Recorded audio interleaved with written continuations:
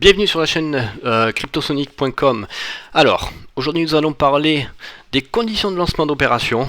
Alors, si tu ne sais pas à quoi servent les indicateurs ou à quoi ils correspondent, eh bien je vais y répondre. Alors, si cette vidéo vous intéresse, je vous invite à vous abonner et à mettre un petit pouce bleu pour soutenir la chaîne et recevoir les prochaines vidéos. Mais avant tout, encore un petit conseil, attention à votre surexposition. Je vous rappelle que c'est très important. Et cette vidéo n'est pas un conseil d'investissement, mais un tuto purement éducatif. Je vous explique comment et à quoi servent les indicateurs de conditions de lancement sur 3 Comas. Alors, nous allons commencer tout de suite. Alors, nous nous retrouvons ici. Alors, ici nous voyons que quand vous voulez créer un bot, nous avons donc l'indicateur TradingView, CQS Scalping, manuellement, le TradingView signal personnalisé que nous traiterons dans une vidéo prochaine, mais pas dans celle-ci, donc les RSI, l'ULT, les BB et les TA. Et attention, il y a une petite surprise, c'est que quand vous allez dans TA, vous avez d'autres conditions de lancement en indicateur. Je vous montrerai ça à la fin de la vidéo. Alors, pour commencer, l'indicateur TradingView. Alors, il se présente comme ceci. Vous choisissez donc votre unité de temps en time frame, donc que ce soit du 1 minute, 5 minutes, 15 minutes, 1 heure.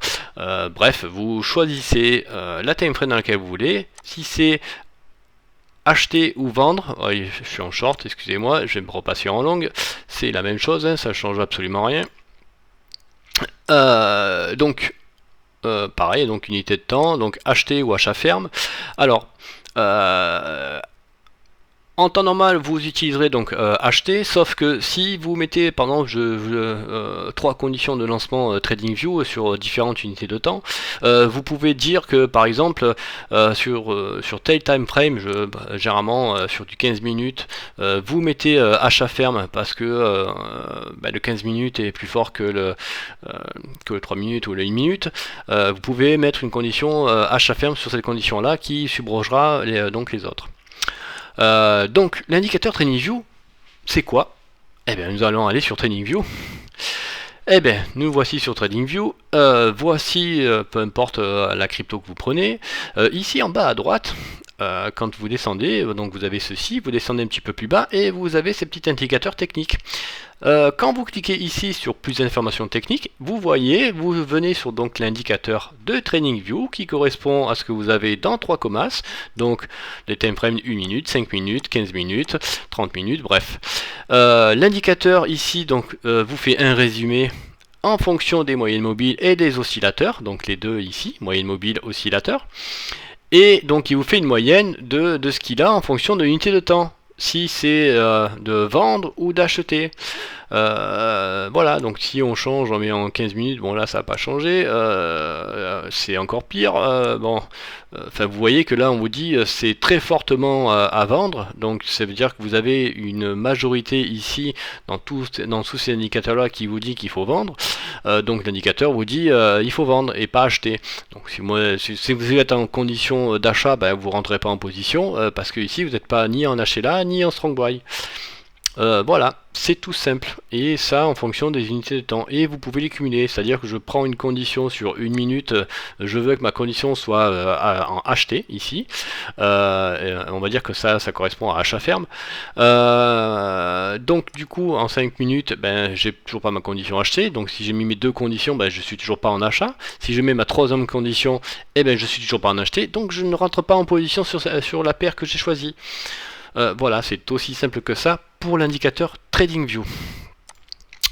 Voilà, ensuite, donc nous allons revenir.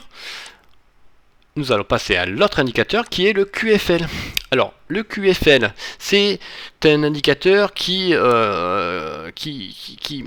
comment vous expliquer pardon. C'est un indicateur. Je reprends mes notes. Désolé. Alors, le QFL, qui a été fait par une personne, et son nom exact est le Quickfinger Luke. Il se base par rapport à des niveaux de prix, on va dire de soutien appelé base de prix, si vous voulez, comme une base de support. Et quand en fait le prix vient casser ce support là très fortement. On appelle ça le rebond du chat mort. Donc c'est pour les recherches de liquidité, grosso modo. Vous pouvez apparenter ça à ça. Donc il va prendre une position dès qu'on va casser ce niveau là, et vous allez DCA tout en descendant, et pour aller revendre un prix plus haut. Donc c'est l'utilisation un peu du chat mort. Je vous mettrai quelques liens en description sur la personne qui a créé donc cet indicateur là, et qui vous explique comment et à quoi il lui a servi, et vous aurez un peu plus d'explications techniques. Voilà pour le QFL. Alors, prochain, le CQS Scalping n'est pas un indicateur, mais tout simplement un fournisseur de signal. Ce fournisseur de signal là, vous pouvez le retrouver ici, quand vous allez dans Marketplace. Et dans Marketplace, hop, attends que ça s'affiche, vous l'avez ici, CQS Free, qui est le CQS Scalping. Ils ont aussi dans CQS Bitmode. Voilà, vous pouvez soit vous abonner par là, mais vous l'avez directement dans les indicateurs. Donc, je vais me remettre ici. Je reviens donc dans CQS. Donc CQS, personnellement, ils offrent quelques bons signaux, des fois qui durent un petit peu trop longtemps, qui ne sont pas forcément des fois de très bons signaux, puisque scalping, hein, je rappelle, hein, ça doit rester sur du court terme. Généralement, ce que je fais, c'est que je le mets avec un RSI, je le couple avec un RSI 7, 3 minutes, très bien, 30, ça ou 70, ça peut être très bien. Voilà, ça permet de lisser le signal et d'avoir moins de faux signaux. Voilà pour CQS, donc rien à dire. Là donc manuellement, hein, c'est ici donc comme son nom l'indique, hein, vous prenez des trains manuellement, ou si vous avez créé donc vous voulez être fournisseur de signaux, vous suivez donc le tuto de 3 commas pour devenir entre guillemets fournisseur de signal, et un peu comme CQS vous retrouvez dans Marketplace. Donc c'est ici que par ici que vous passerez. Le TradingView signal personnalisé, je ne rentrerai pas en détail dans cette vidéo là, il faudrait une vidéo un peu plus longue. Donc on va passer au suivant, donc le RSI. RSI, vous pouvez utiliser le 7 ou le 14 maintenant. Donc après c'est toujours pareil, hein, donc unité de temps, time frame. Ici en fait vous avez par le croisement, ou si vous cassez la ligne D30 que je vais vous montrer tout de suite, ou à la baisse ou à la hausse. Nous allons ici donc dans l'indicateur, vous tapez RSI qui correspond à Relative Strength Index, que vous avez ici, hein, vous prenez la base. Voilà, donc l'indicateur vous dit quoi? Je vais cliquer pour agrandir. L'indicateur vous dit quoi? Donc il vous disait ici, je suis donc en time frame 3 minutes, je suis en RSI 7 et au passage des 30. Ok, alors je reviens. Donc ici on est en RSI 14, on modifie, donc on met donc le 7 ou du 14, tout dépend ce que vous avez fait. Donc vous voyez que le signal est un peu plus assuré, donc le signal est moins lissé en 7 qu'en 14, donc vous aurez peut-être beaucoup plus de faux signaux en 7 qu'en 14, donc très bien que 3 commence les rajouter récemment. Donc on dit quoi? Donc ici au cassage des 30, je rentre en position ici au niveau des 30, donc je casse, je rentre en position, je descends encore peut-être un petit peu, hop, et je prends le rebond. Donc voilà ce que fait en fait le RSI. À l'inverse, hein, ça sera au 70, hein, quand vous voulez short, en fait quand l'indicateur passe ici, vous rentrez en position short, et puis pour shorter le marché. Voilà. Bon, je mets des gros bémols en fait avec le RSI, je suis pas très fan du RSI, mais ça c'est que mon avis personnel. Par contre il me sert très bien à lisser certains, couplés à d'autres signaux. Je l'apprécie de cette façon là. Voilà pour le RSI. Alors, ensuite, nous allons passer donc au ULT. Ah, qu'est-ce que c'est le ULT? Qu'est-ce que le ULT? Ça ne change rien par rapport aux autres indicateurs. Ici, on parle toujours en time frame, en période. Ici, on vous dit que c'est inférieur à 40. Pourquoi? Eh bien, le ULT, c'est Ultimate Oscillator, que vous allez retrouver ici. Vous venez donc dans indicateur, vous tapez donc Ultimate. Hop là, si j'écris français, ça ira mieux. Alors, Ultimate Oscillator. Voilà, c'est celui-ci. Alors, donc l'indicateur nous disait, hop, time frame 3 minutes, inférieur à 40, je rentre en position quand j'arrive au 40 en descendant. Donc je reviens ici, donc ça nous dit quoi? Ça nous dit que quand le prix vient ici casser, vient cross donc la zone des 40, allez à peu près, je vais y arriver, oh, bon, à peu près, donc quand le prix viendra donc casser cette zone là, je rentrerai en position pour prendre le rebond, un peu comme ici, vous voyez ici, hop je casse, je rentre en position, je prends le rebond. Voilà ce que nous dit Ultimate Oscillator. Donc vous pouvez l'utiliser en différents time frames. Donc là on était en 3 minutes. En 3 minutes c'est ceci. On parle un peu de scalping là-dedans. Donc vous voyez, hop, on rentre en position ici, on rentre en position ici, ici. Donc on arrive quand même à trouver de bonnes positions. Après à vous de voir en fonction de votre sortie. Hein, tout dépend du TP que vous prenez derrière. Hein. Mais voilà. Donc voilà pour Ultimate Oscillator. Donc ensuite, nous avons quelles conditions? Nous avons, bon ben écoutez, ça c'est les Bollinger, c'est les bandes de Bollinger. Donc pareil, hein, on y va, on va les tester. Donc ici on vous rentre, c'est à vous de rentrer ce que vous voulez. Ici, allez, bande de Bollinger Band. Allez, Bollinger Band, c'est celui-ci. Voilà. Donc, qu'est-ce que c'est les Bollinger Bands? Voilà. Ben, c'est un peu comme le RSI, hein, si vous voulez. Hein. Vous avez ici, donc en fait, les zones de survente et les zones de surachat, donc qui sont délimitées par les deux lignes. Qu'est-ce que nous dit donc le 3 commas, il nous dit que quand on casse le prix et que comment s'appelle, la chandelle, le corps de la chandelle a cassé en dehors donc de la ligne, je rentre en position. Donc ici, bon, là ici on a cassé, on a cross donc la ligne.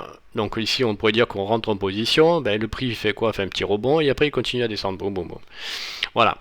C'est au cross de ces lignes-là, par le corps de la chandelle, que l'indicateur rentrera en position.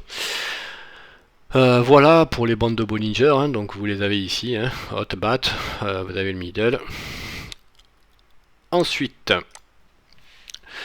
donc vous avez vous avez ça, on pouvait le modifier, hein, les 21 et 22 pour les bandes de Bollinger, et vous avez celui que j'apprécie énormément, qui est le TA preset. J'ai pas vu grand monde l'utiliser, et pourtant moi je l'apprécie beaucoup quand je veux faire certaines choses bien précises que je voudrais reproduire quand je fais du trading manuel, que je voudrais arriver à reproduire sur 3 commas. Eh bien, c'est simple, c'est qu'on nous offre un peu plus d'indicateurs en preset. Bon, toujours pareil, hein, donc ça, ce sont les unités de temps, elles ne changent pas. Par contre, ici, quand vous venez ici, eh bien, vous avez plus d'indicateurs.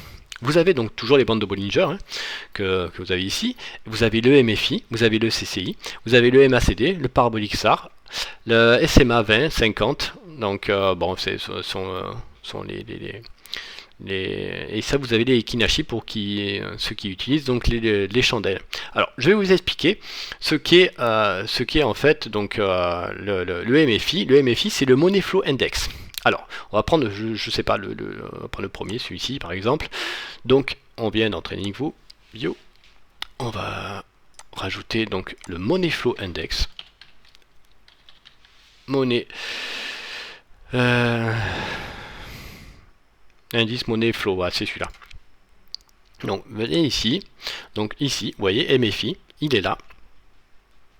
Et cet indicateur-là, il nous dit quoi? Donc, il nous dit, ben, tout simplement, c'est que là, on a dit au cross des 40. Donc, MFI 14, en 14 périodes, cross des 40 sur le time frame de 3 minutes. Et bien, tout simplement, c'est que ben, time frame 3 minutes, au cross des 40, donc, je double-clique ici, donc, il nous dit que ben, quand il cross cette ligne-là, eh ben, je rentre en position. Voilà. Donc, à vous de voir, c'est que si ici vous voyez, donc on va reprendre un peu vite fait le prix est en haut, hop hop hop, le prix vient crosser ici, cross une première fois, donc du coup ben, vous rentrez en position, bon le prix remonte au-dessus de la ligne, bon c'est pas bien grave, et le prix vient ici après sortir là, et bon, de toute façon là il est toujours en train de continuer de descendre, mais voilà, en fait le but c'est de rentrer à ce cross là. Vous voyez, mais si vous prenez ce cross ici, ben, ça vous fait pas grand chose. Il y a quand même des faux signaux. C'est pour ça qu'il est important de le coupler avec d'autres et de pas se baser que sur un seul indicateur. C'est encore un faux signal. Voilà, donc du coup, on va revenir là. Donc vous avez le cross des 40, vous avez le cross des 20, tout dépend où vous voulez rentrer. Ben, vous tracez votre ligne sur votre indicateur et à vous de voir. Donc voilà. Ensuite, donc vous avez le CCI au cross des 200. Qu'est-ce que c'est le CCI? Eh bien, le CCI, c'est un indicateur qui s'appelle le Commodity Channel Index. Commodity Channel Index que vous allez retrouver ici. Donc allez, je vais enlever celui-ci qu'on n'a plus besoin.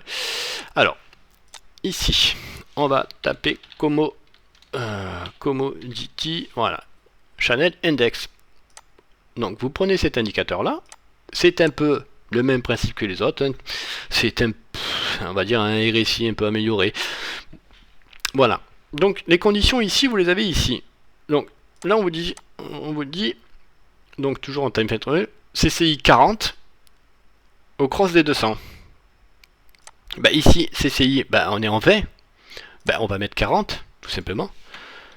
Voilà. Donc, CCI 40 au cross des 200. Eh bien, on vient ici, et on met notre ligne au cross des 200. Je rentre en position. Ok, c'est aussi simple que ça.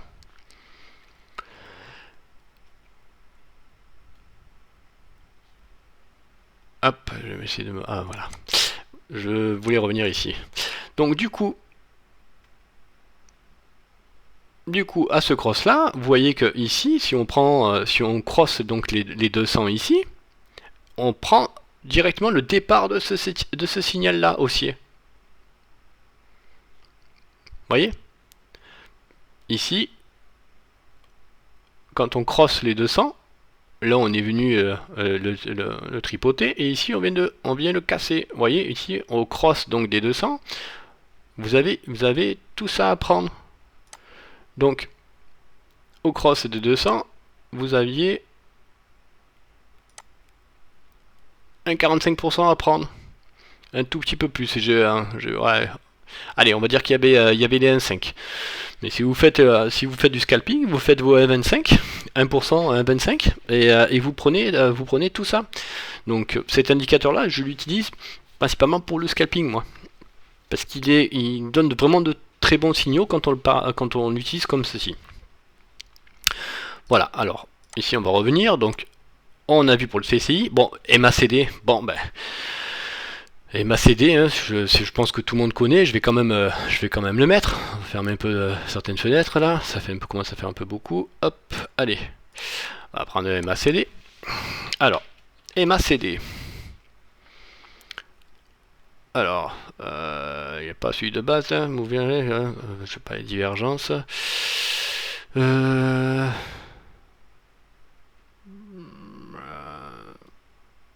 Alors, taper, je vais faire moving.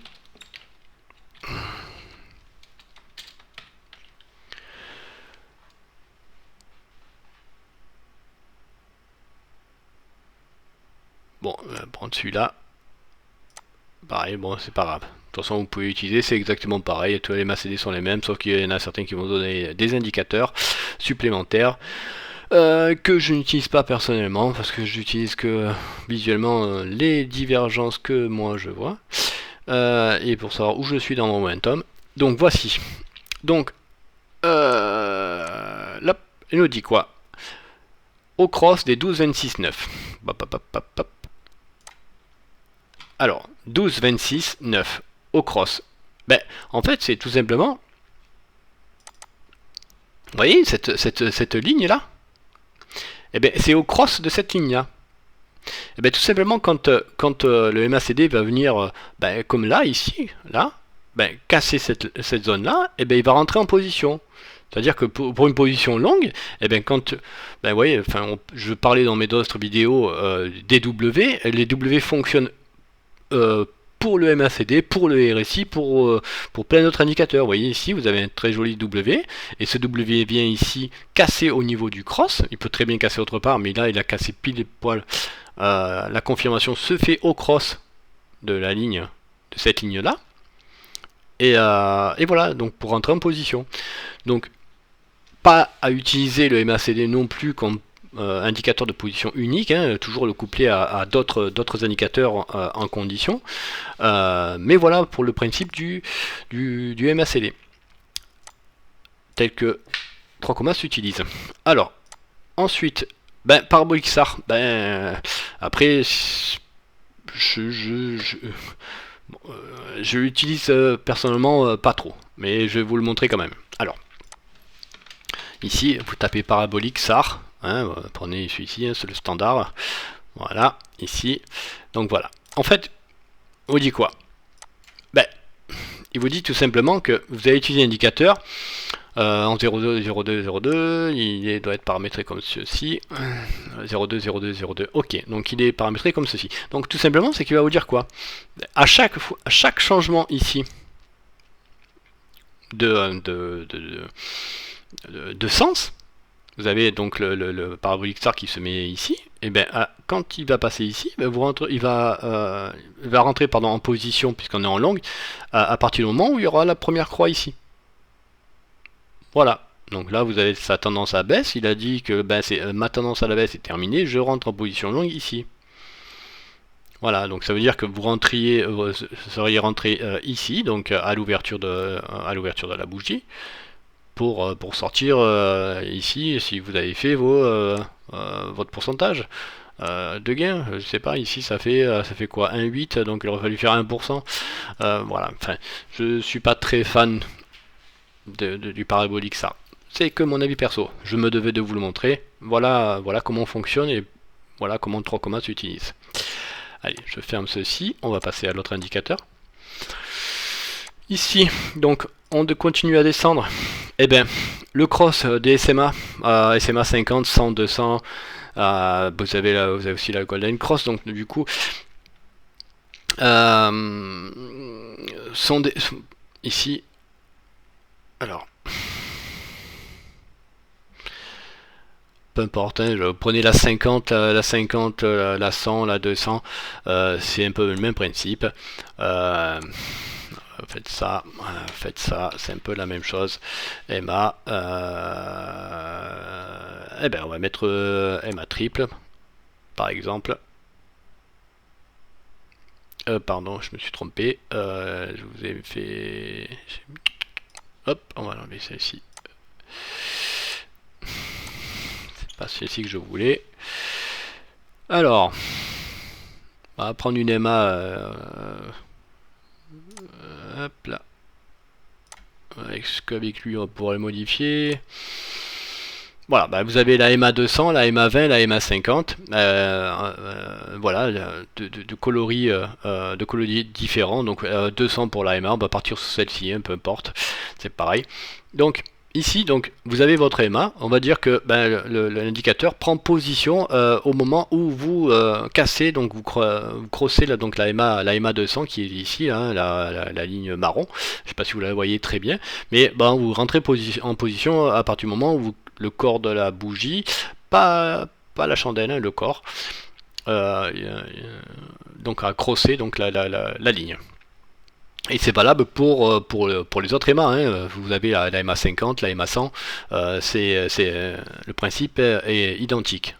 Vous rentrez en position ici à la baisse, hein, mais à l'inverse, si le prix donc était donc ici en dessous et que vous crossez donc la EMA 200, vous rentrez en position longue, hein. Voilà, tout simplement.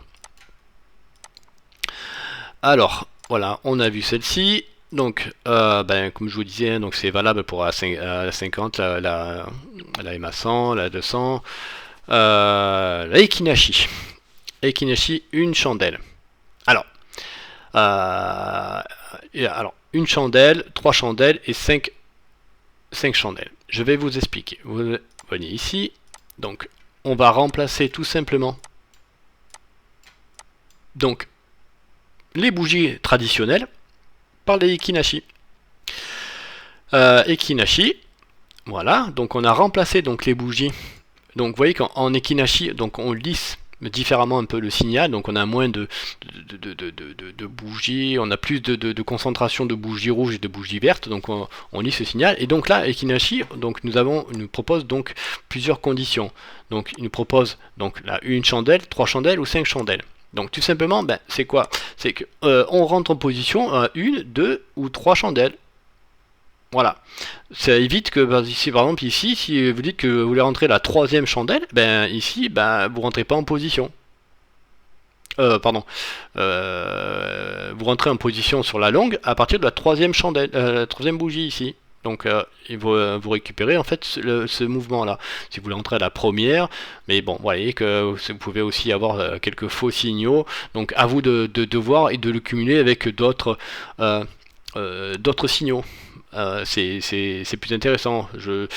Un exemple, en short, si vous faites le cross de la EMA 200 plus Ekinashi en deuxième bougie, ici vous l'auriez pas prise.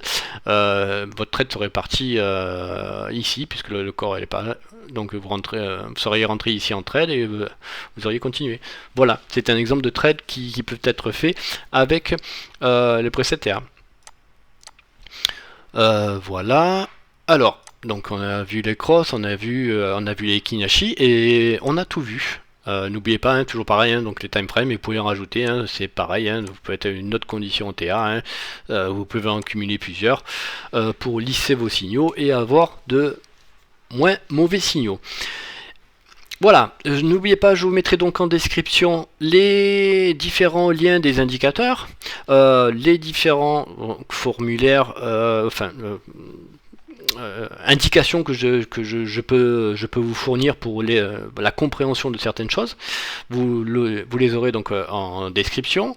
J'ai mis en place donc un site qui s'appelle Cryptosonic.